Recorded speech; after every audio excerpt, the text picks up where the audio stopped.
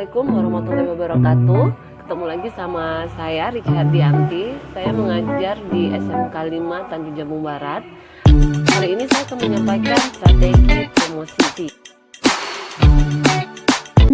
Adapun pokok pembahasan yang akan saya sampaikan, Pak. Yang pertama, komunikasi pemasaran, tujuan promosi, bauran promosi, strategi pengeluaran promosi, strategi bauran promosi, strategi pemilihan media, dan strategi copy iklan. Dalam pemasaran, hal yang paling dasar adalah komunikasi, Pak. Di sini saya jelaskan, komunikasi pemasaran adalah aktivitas pemasaran yang berusaha menyebarkan informasi, mempengaruhi, membujuk, atau mengingatkan pasar sasaran atas perusahaan dan produknya agar bersedia menerima, membeli, dan loyal pada produk yang ditawarkan perusahaan bersangkutan. Jadi di sini perusahaan harus pandai belajar. Ada berbagai model komunikasi pemasaran yang bisa kita lakukan sebagai produsen agar konsumen bisa membeli produk yang kita jual. Ada 3 unsur pokok dalam struktur proses komunikasi pemasaran. Yang pertama adalah pelaku komunikasi. Bisa lihat di sini pelaku komunikasinya yaitu produsen dan konsumen. Yang kedua, materi komunikasi berupa gagasan, pesan, media, respon, feedback, dan gangguan. Dan yang ketiga yaitu proses komunikasi. Proses komunikasi di sini adalah yang pertama encoding. Bagaimana produsen merancang mengubah gagasan secara simbolik menjadi suatu pesan untuk disampaikan ke konsumen supaya konsumen bisa tahu apa barang yang dijual oleh produsen dan konsumen pun menjadi jatuh cinta untuk membeli produk yang kita jual.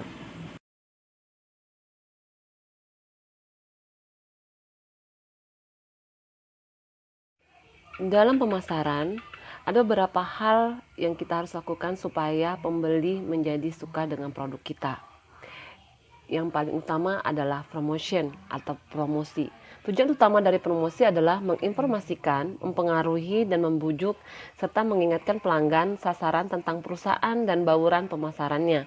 Secara rinci, ketiga tujuan promosi tersebut dapat dijabarkan sebagai berikut. Yang pertama, menginformasikan atau informing. Kedua, membujuk pelanggan sasaran atau persuading.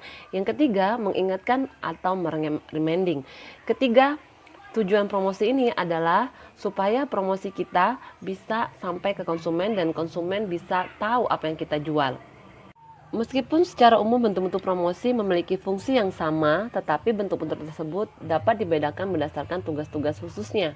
Beberapa tugas khusus atau sering disebut bauran promosi, di sini saya jelaskan ada 5, yaitu personal selling, berarti kita bertatap muka dengan produsen.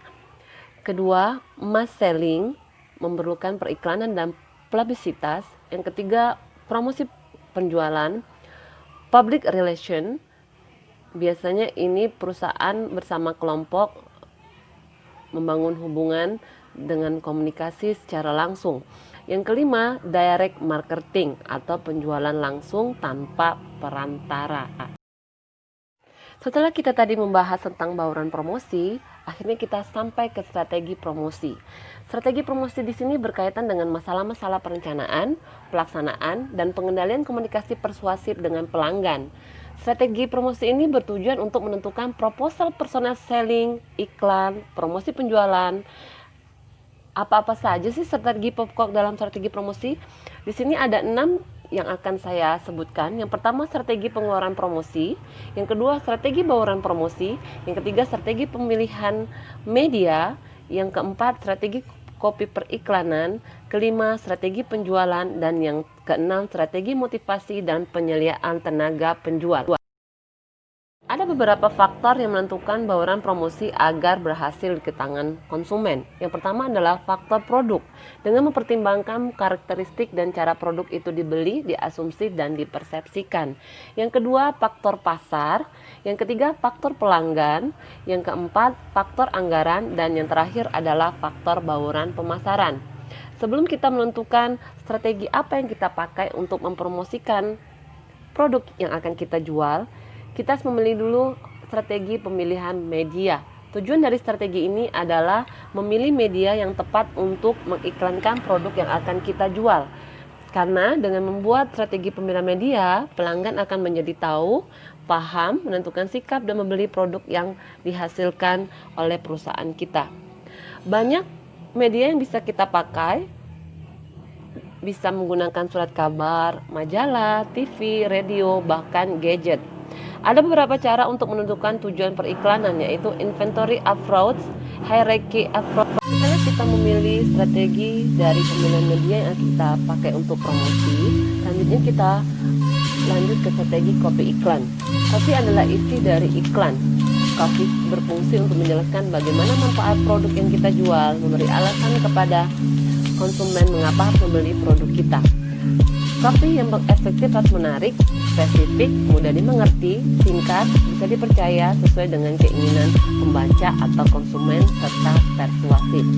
Pesan-pesan yang disampaikan dapat disajikan dalam gaya penyampaian berbeda-beda dengan memanfaatkan yang pertama, cuplikan kehidupan individu atau kelompok, gaya hidup individu, fantasi tentang produk, suasana hati atau mood atau citra seputar produk. Dan bisa dilihat di bawah ini yang ada di slide. Sekianlah presentasi yang saya bawakan. Atas perhatian teman-teman dan Bapak dosen saya ucapkan terima kasih. Masih banyak kekurangan dalam presentasi saya ini, saya mohon maaf. Apabila ada kesalahan kata, saya juga memohon maaf. Wassalamualaikum warahmatullahi wabarakatuh.